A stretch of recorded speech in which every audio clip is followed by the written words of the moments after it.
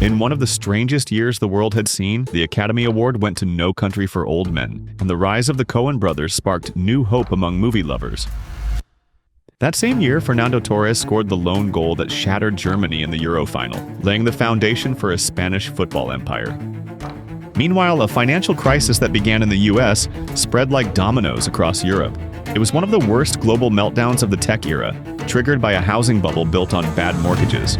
When home values collapsed, so did the stocks of banks that had handed out the loans.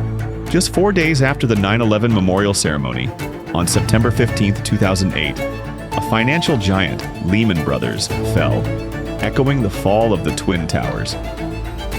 The US government stepped in with an $800 billion rescue plan, but it wasn't enough. Over 8 million Americans lost their jobs. More than 2.5 million jobs vanished forever. Leaders across the West gave speeches, mixing fear with forced optimism, urging people to hang on. But just like treasure emerges from ruins, and ideas rise from collapse. On Halloween night of that same year, Bitcoin was born.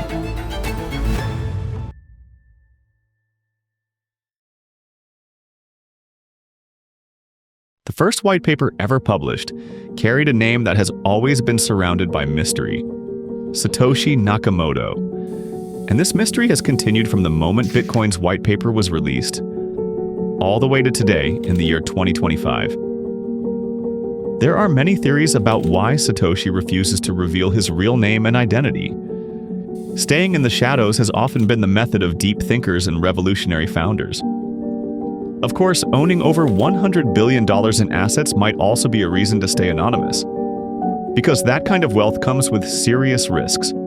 But the debate still goes on.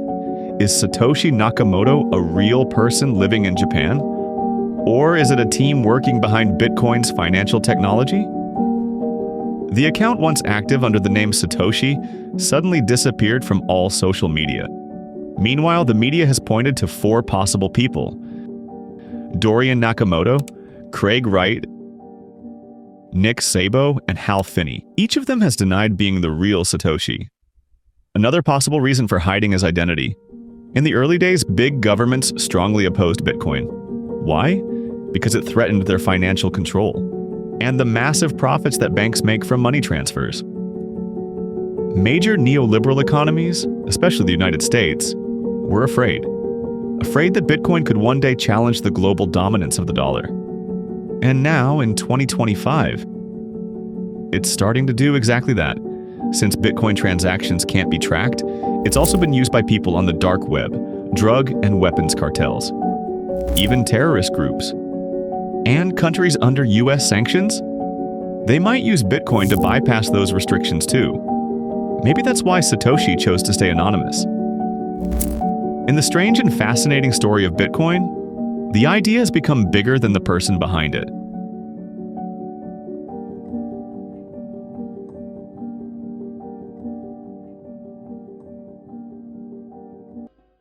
Solving the mystery of who created Bitcoin becomes easier when you look at it as a triangle.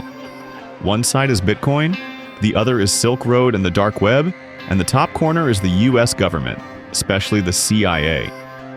As the dark web, and especially the Silk Road website, started gaining attention, Satoshi Nakamoto's presence on social media, especially on Bitcoin Talk, started fading away. Some people think he disappeared because he felt guilty that his invention was being used for illegal stuff on Silk Road. But there's another group with a more controversial theory. They believe Satoshi didn't just leave, he actually moved from Bitcoin to Silk Road. To better understand this, let's go back to 2011. That's when Ross William Ulbricht, a physics graduate who believed in free markets, anti-government ideals, and economic freedom, built something like an Amazon for the dark web. His site used heavy encryption, worked only through the Tor browser, used an escrow system, and allowed users to trade illegal goods, especially drugs, only using Bitcoin, which couldn't be traced. In less than a year, Ross made a fortune. He had 1 million active users and millions of dollars in revenue. Many saw him as a hero of freedom and libertarianism. US law enforcement, including the FBI, the DEA, and the IRS, were all after him. At first, they couldn't catch him, until an email account called rosselbricht@gmail.com sent out promotional messages about Silk Road. That gave the FBI a lead. After a long investigation in October 2013, the FBI tracked him to the San Francisco Public Library. He was chatting online when agents swooped in and grabbed his laptop before he could close it. That laptop had all the sensitive data and encryption keys for Silk Road. He was arrested, and in 2015, the court sentenced him to life in prison with no chance of parole. 2 life sentences plus 40 years. Then in 2020, something strange happened. The US government auctioned off 66,000 bitcoins from Ross and made a huge profit. Now let's talk about the third side of the triangle, the US government and the CIA. After getting stuck in the expensive military conflicts in Iraq and Afghanistan, the US began relying more on proxy wars instead of direct action. This included funding and arming rebel groups in the Middle East and Africa, groups that were sometimes labeled as terrorists. For example, US financial support for Assad's opposition in Syria and the creation of ISIS are things that came up even in debates between Hillary Clinton and Donald Trump. Some even accused the US of founding ISIS. Here's where it gets even weirder. The US government needs money that can't be tracked by global banking systems to fund these operations quietly.